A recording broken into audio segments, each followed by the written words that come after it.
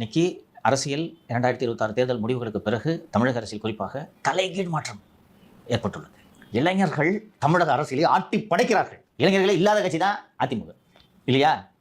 எனக்கு தமிழகத்தில் ஏற்பட்டுள்ள ஆட்சி மாற்றத்தை விட இந்த 50 நாட்களில் நிர்வாகத்தில் ஏற்பட்டுள்ள மாற்றங்கள் பெருமகிழ்ச்சியை தருகின்றன. நான் ஒரு அரசு ஊழியராக இருந்தவன். அரசு ஊழியர்களுக்கு, குறிப்பாக பெண் ஊழியர்களுக்கு என்னென்ன சிரமங்கள் எல்லாம் இருக்கிறது என்பது எனக்கு தெரியும். இதையெல்லாம் தாண்டியும் அலுவலகம் நேரம் 10 மணி என்றால் 10 மணிக்கு வர வேண்டும். பயோமெட்ரிக் கொண்டு வந்துட்டாங்கம்மா செக்ரட்டரியேட்டில். 10:02 போனால் லேட்டு திட்டிகிட்டே வர்றாங்க. முதலமைச்சரே சீக்கிரமா வந்துதான் சட்டசபையில் உட்கார்றாருன்னு கேள்விப்பட்டேன். முதலமைச்சரே வராரு, நீ என்ன செக்ஷன் ஆஃபீஸர் தானே வா.